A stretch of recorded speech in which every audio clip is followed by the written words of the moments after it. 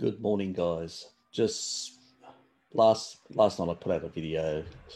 Early this morning actually did it last night, and it was on are your genes making you fat? A lot of people are sort of a bit confused about the message. Some people are upset. They somehow think that I'm basically promoting fat acceptance or some sort of ridiculous notions. Um, but let's just quickly just bring up the video. Just looking at, is there a fat switch? So I'm asking the question, is there a fat switch? Certain people, have a tendency to put on weight much easier than others, which is a legitimate thing. That do people have the ability to put on weight much easier and all that? And we know from a lot of historical studies that have been done and looked at people around the world, people that have basically lived through deprivation have a tendency to store more calories much easier. It's well known in the literature. Nobody would deny that. It does not negate the Randle cycle. If you basically when I actually did keto, even though I've got some of those genetics, when I did keto and for 6 months, really hardcore keto, I dropped 15 kilos. That's 33 pounds. But there are other people that can lose far more than that or far less in the same amount of time. That's what we're talking about, the genetic differences that can vary the weight loss, the storage between meals and, when you're fasting and not fasting and those shifts and all that. There are going to be some differences between people. Some people have more brown adipose tissue than others. Some, their white adipose tissue can beige much easier than others. Somebody can do exercise and have more beiging effect of their white adipose tissue and basically uncouple the mitochondria and lose more energy in terms of thermogenic, that thermogenic effect of uncoupling. So there are variations. Stuff you eat, whether you supplement with too much magnesium and inhibit large parts of this effect, or whether you just basically stick to eating proper real food and don't interfere with those biological processes, which is what I recommend. But at the same time, some people are trying to either misrepresent the message and all that. I'm not negating the Randle cycle. The Randle cycle is the dominant element and still will remain the dominant element in my thinking and in how physiology works in the way I understand it. That means when you actually consume more than your caloric requirements for the day of mixed macros, that means sugar and fat in large amounts, you will blockade those enzymatic pathways at the cell level and you will not take up that energy.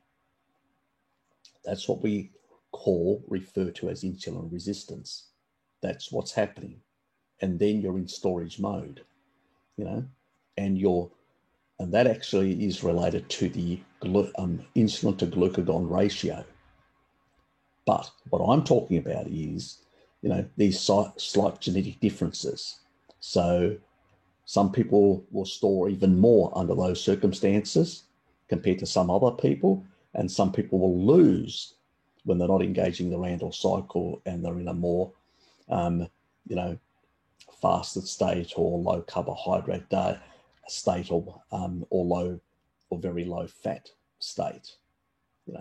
Whether you're in one or the other, you will lose at different rates because of those genetics that basically have been affected by environmental factors to a large extent over a number of generations. That's what we're talking about. We're not talking about basically, whether the Randle cycle is valid or not, or whether fat acceptance is fine. I'm not promoting people to eat junk food or, carbohydrates and basically, say, oh, it's your genetics, don't worry about it. Eat as much as you fucking like. I'm not saying that. That's not what I'm promoting. I'm just showing the differences between people in the effects. People know this. If you've basically been on a low carbohydrate diet and you know other people that have been on low carbohydrate diets, you know the differences. Some people lose weight much faster than others, you know, and you know if you eat a certain amount of carbohydrates, you can store far more than others. There are substantial differences between people, both in genetics and also how much, there's the other factor as well, how much muscle tissue, lean muscle mass you have as well. That also plays a role. So there's a lot of factors at play at your carb tolerance, so to speak, or your thresholds and stuff like that. Genetics is another element. That's all I'm just nuancing stuff. The fundamental stuff in terms of having large amounts of sugar and fat at the same time, which is unnatural. You know, it's only in the modern diet where the fast food, junk food diet, where you combine these things. In nature, that doesn't happen. It only happens seasonally. So in nature, in the spring, there's no sugar around, no fruit around, nothing. You've basically just got greens, some greens, and basically animals. That's it. As you move into the summer, you'll have some tubers, and then towards the end, you'll have some basically fruit. And that at that time, you'll basically, traditionally, animals, humans and all that, like the bears, consuming massive amounts of both fatty animals at the end of the summer period and the autumn, and also a lot of things of other types, and engaging the Randle cycle and storing fat for a rainy day, which used to be the winter. Now we've got refrigeration. So we've got this stuff all year round. That's a different, and we're constantly engaging the Randle cycle and constantly fatting ourselves up. We're not eating seasonally anymore. We're eating all the same shit all year round. And that's why we're getting fat, by engaging the Randle cycle, by excess amounts of the main energy nutrients, fat and sugar at the same time. I've explained this multiple times about the Randle cycle. Bart has also explained it. There's plenty of explanations out there. I may have to do a special video on the Randle cycle to explain it in detail. I thought that Bart's video was quite good. People should go and see it and try to understand it. And if you've got questions, come back to me. And then I will consider a video that may dumb it down even further to make it easy to understand. But this is not what this video is about. And it's being misrepresented by a number of people that are subscribed to me, and it's pissing me off because that's not the purpose of this. You know, and I've actually put also a comment down here, which I've pinned. For anyone watching this video, do check the pinned comments. What does it say? And in this video, I'm looking at the fine details of the genetics of fatness, not rejecting the Randle cycle. People, I'm not rejecting the Randle cycle because it's way more important than your genes, but genes still make you vulnerable to store more than others when you engage the Randle cycle. Plus, if you are not engaging the Randle cycle like low carb or low fat, the genes can play a role at the rate of burning or storing energy when eating or not. And this is what we're talking about, those subtle differences, you know, those subtle couple of calories here or there because of the genetics over a number of years can make a big difference in divergence, how much fatter or leaner, even if you're eating exactly the same food in the same household. This is what we're talking about, okay? We're not basically saying to people, eat mixed macros and don't worry about it, it's your genetics. No, I'm saying to people that the subtle differences you notice between people doing the same thing is due to this. There are other factors as well. I mean, there are things like, give you an example. Let me just read the rest of it. I'm not rejecting the Randle cycle, just explaining the differences in fat storage between people due to genetics. That means how this operates. I'm not promoting carb eating or SAD diets. Never made or fat acceptors. Not at all. If you're overweight and you do keto, you will lose heaps of weight, but the rate may differ between people due to their genetics.